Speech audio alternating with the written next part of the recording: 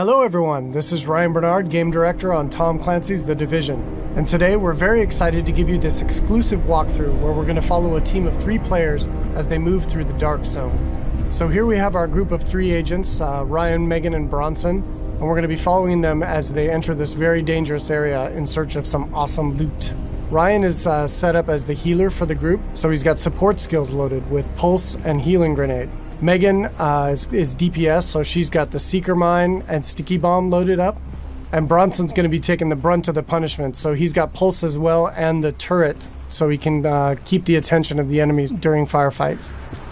After the virus broke out, the Dark Zone was originally set up as a quarantine zone in the middle of Manhattan to contain the sick, but things rapidly went out of control, and there was a massive blackout and the military had to evacuate. They had to leave their most powerful gear and weapons inside the Dark Zone, so this loot is extremely valuable to you as a player. But this also means that it's the most dangerous place in the game. This loot attracts a lot of attention, including other real players. The Dark Zone is a multiplayer gameplay space in our world, which you can seamlessly enter without any loading screens. Outside of the Dark Zone, you can play in teams of up to 4, but once inside, you can decide to collaborate with other agents or betray them, kill them, and take their loot. As we climb the wall to enter, you can see the UI starts to cut out, because once inside the Dark Zone, we lose our connection to the outside world. And this area is highly contaminated, so we can see the players put on their masks to protect themselves from the virus, and then they're set to go.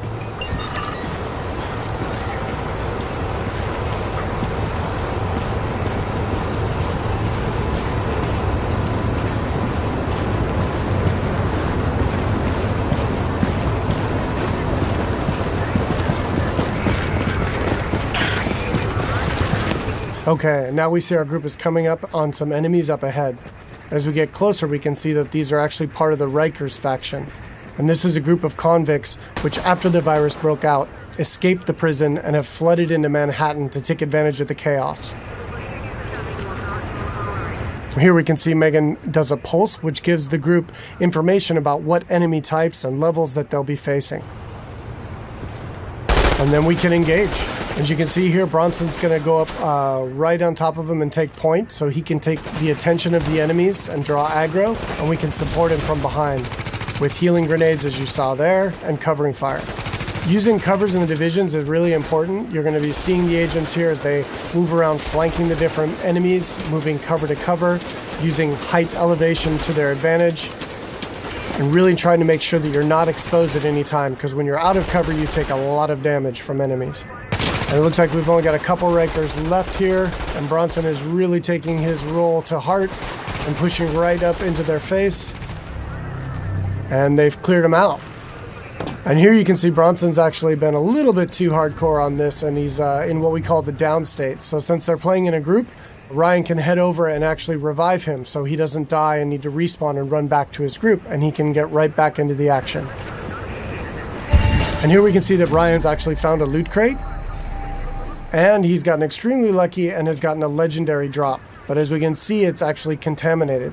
All gear and weapons in the Dark Zone are contaminated, and they need to be extracted before they can be actually equipped by the players or agents in the game.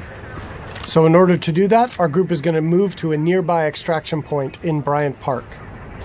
Once the group is inside an extraction area, they'll need to shoot up a flare which calls in a helicopter.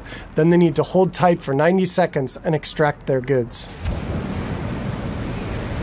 Alright, now we see our group has come across a different group of enemies, and these are the Cleaners.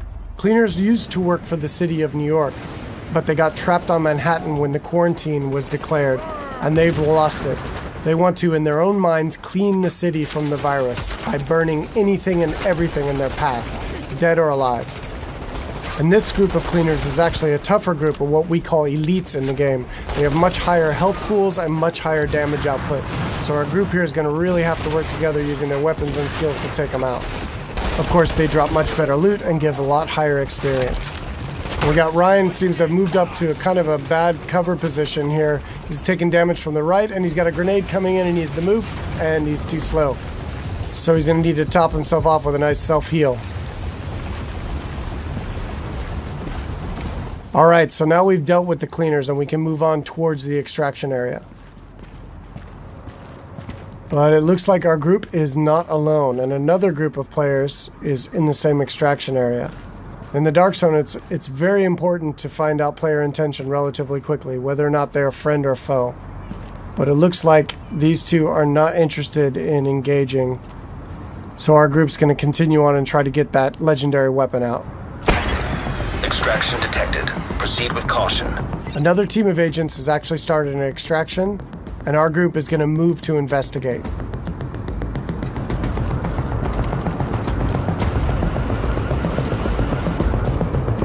And as they come around, we do indeed see that an extraction is taking place, and they got about a minute left on their timer before the helicopter shows up. We don't see the extracting team.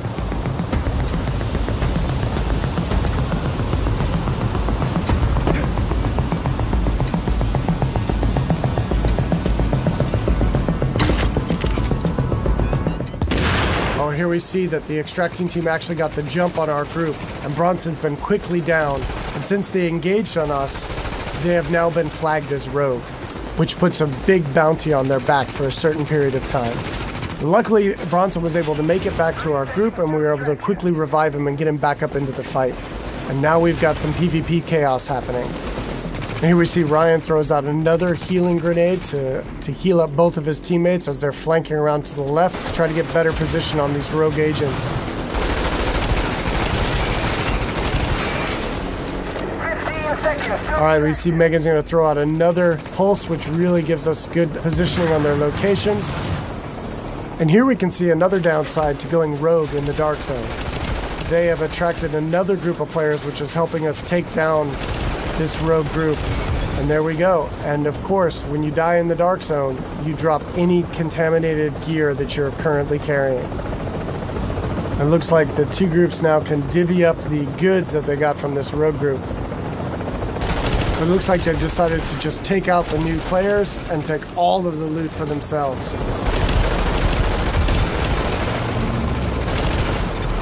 You're attacking friendly forces. Rogue protocol initiated.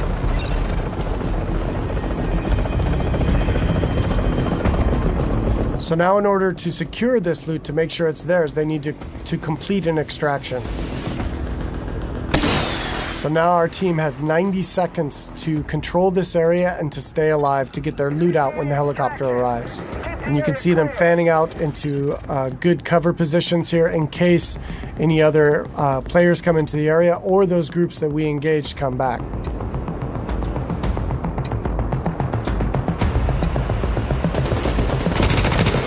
It looks like indeed they do. But now we're set up in really good positions here to be able to take them out. Bronson and Megan are laying down damage from the front line, and Ryan is supporting from behind. And again, it's really important in the game to make sure that you're always in cover whenever possible, and that you're not being flanked by any enemies.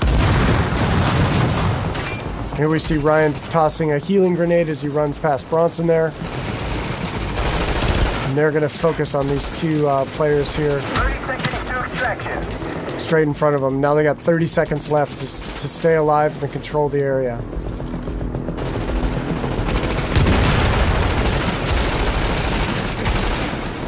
And that was some nice coordination there. It looks like a double kill coming off. All right, and they dealt with the other group yet again, and now the helicopters arrived, so they were able to survive and be able to get their loot out, and will head back to their base of operations.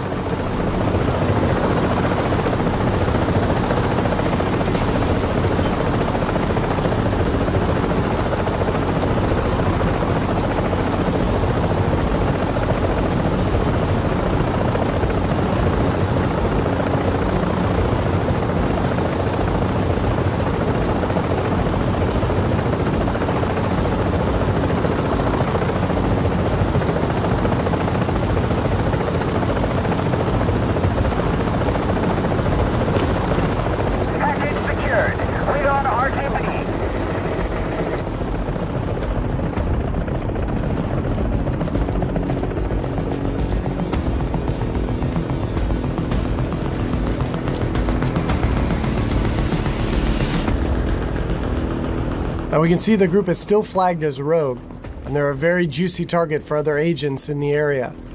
So they really should leave this area quickly and decide where to head out to next.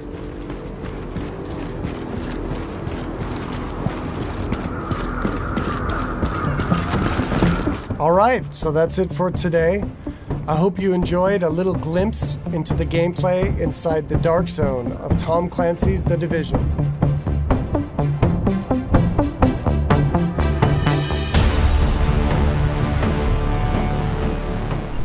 Available March 8th, 2016. Sign up for beta now.